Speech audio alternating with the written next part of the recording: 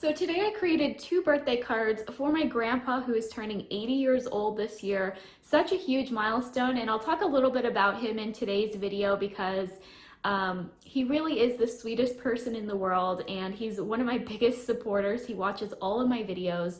So I really wanted to send him a bunch of birthday cards this year. He actually keeps every card that I send him, so I know he's really gonna like this.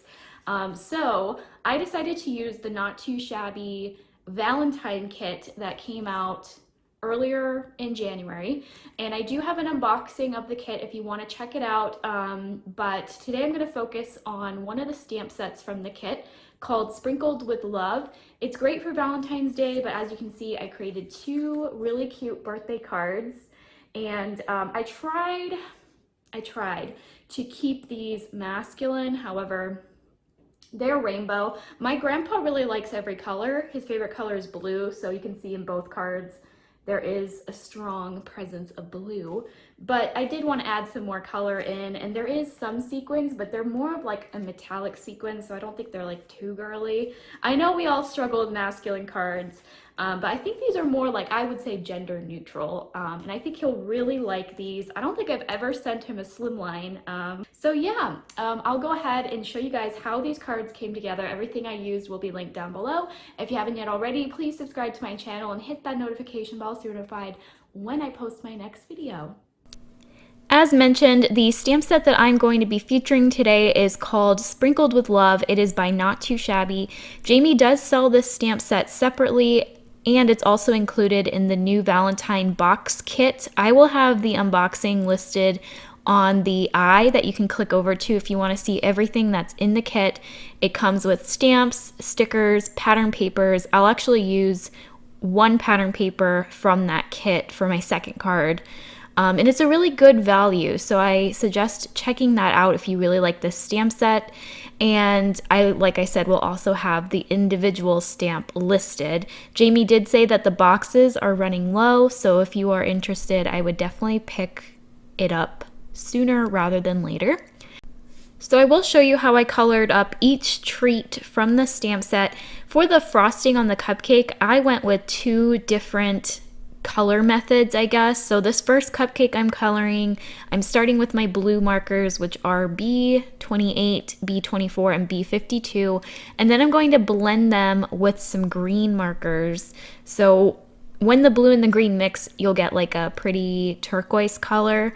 I wanted to create a little gradient here, and I do like how this one turned out, but for the second cupcake, I'll use the same markers, but I'm going to alternate the blue and the green for each swirl of the cupcake, and you'll see what I'm talking about pretty soon. All of these images were stamped on 110-pound white Nina cardstock, and I used Memento Tuxedo black ink to stamp them out because it's alcohol friendly. I do have my caps listed on screen. And for the cupcake where I alternate the two colors, I'm going to do the same gradient on the cupcake wrapper. So I'm not going to show you that just because I do use the same markers and the same technique that I did with the frosting on this cupcake. So for some of them, I'm going to make them chocolate cupcakes and some vanilla. And while I color, I do want to say happy birthday to my grandpa because I know you're watching. And I chose all of these sweet treats because he has a sweet tooth. I would even go as far to say that he'd eat anything with sugar on it. His absolute favorite dessert is pie, and he'll eat any flavor of pie. I personally like every pie flavor except pumpkin pie, but that is, I think, his favorite. And yeah, he also loves cookies, so of course I had to include cookies in this card. Now, as I mentioned, I tried my best to keep this masculine while still, not being just like a blue and brown card. I did implement some other colors, but I didn't go for like super vibrant neon colors. I kept them pretty muted, and I tried not to overdo the embellishments. So overall, I think these cards turned out more gender neutral. I think it would be a stretch to call them masculine, but they're not overly feminine either. And The only colors my grandpa doesn't like is pink and purple, so those were the colors I decided to avoid. But it is kind of annoying, like, saying that this card is masculine or this card is feminine, because we kind of just associate certain things to be girly and certain things to be manly. And honestly, I think that's a little bit old-fashioned. I don't know, especially why we associate color with gender still. Like, boy is blue, pink is girl. I know a lot of guys that like pink and a lot of girls that like blue, so it's just a color. I never really understood that.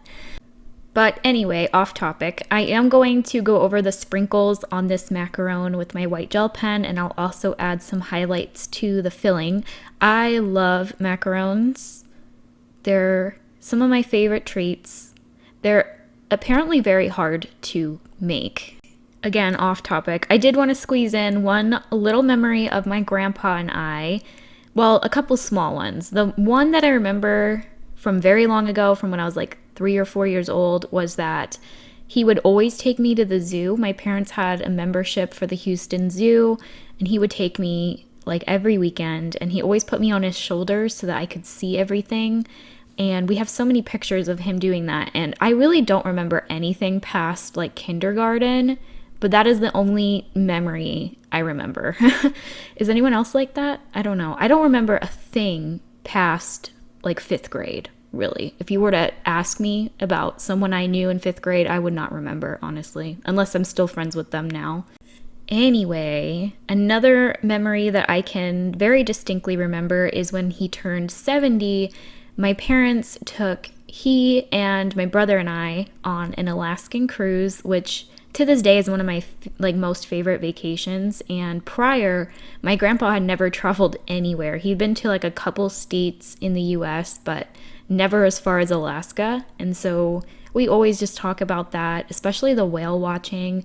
And on that trip, we went fishing, and I was like 10 or 11 when we went on that trip, and we went on a deep sea fishing excursion, and it was like a private boat tour, and I was the only one that was catching fish, and everyone was getting so annoyed because, I don't know, I got lucky, and I want to go fishing again. I live in Florida, and I've never been fishing, so that's on my to-do list eventually, if, I wasn't so busy in the craft room. Not complaining, by the way. I love being in the craft room. So, as you can see, I do have a stitch slimline rectangle. I stamped out happy birthday. I tried to find a little space for it, so I went ahead and first grouped all of my stamped images so I can figure out where to stamp that sentiment. I did glue down all of the cupcakes flat onto the white stitch rectangle, and then I will pop up the stack of cookies and the macaron with 3 layers of 110-pound white Nina cardstock. I would say that 3 layers is definitely the equivalent of like a Scotch foam tape. So I really enjoy using up these scraps. You can see they're really small here, but you can use them all up. So now I don't throw anything away. So I'll just attach that down with my art glitter glue, and I just couldn't help myself.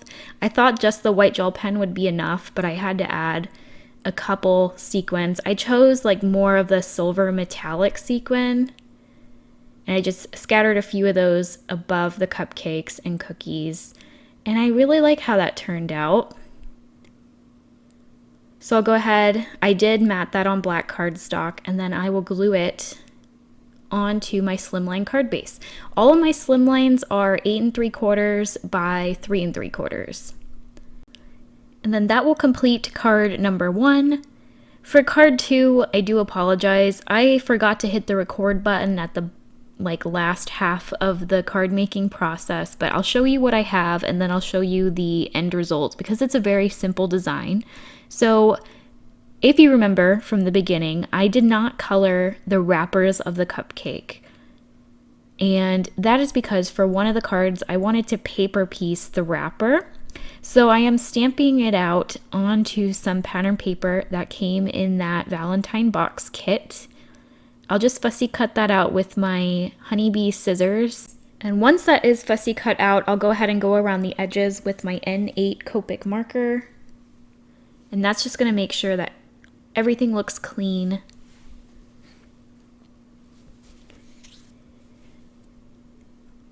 And then I'll just glue this wrapper right over my white cupcake wrapper. And there's a really great selection of prints in this particular paper pad. I stuck with blue just to not go overboard here because I am going to have a busy background. So I like how that looks. I have another macaron and then 2 more cookies. So here I'm planning out if my layout of the card. I do end up stacking the cookies, and then I also add the macaron on top of the stack. And then the cupcake will be over to the left. I thought about changing the wrapper, but again, I just thought I was too busy. I have this black and white heart pattern paper. This pattern paper actually came in the other paper pad in the kit. And so here I'm just stacking my cookies. I'm going to glue my cupcake over to the left, and you can see I went ahead and stamped out my sentiment that says, "I love cookies and cupcakes, but nothing sweeter than you." And then on the inside, I stamped out "Happy Birthday." I do plan on adding the number 80 to that cupcake wrapper, but I don't have my number dies. They're still at my mom's house, so I'll add that off camera. But yeah, that's going to complete my second card. I hope you guys enjoyed it. And once again, I just want to say happy birthday to you, Pop-Up. I know you're watching. I hope you like these cards. And yeah, I hope you guys have a wonderful day. I will see you next time. Bye.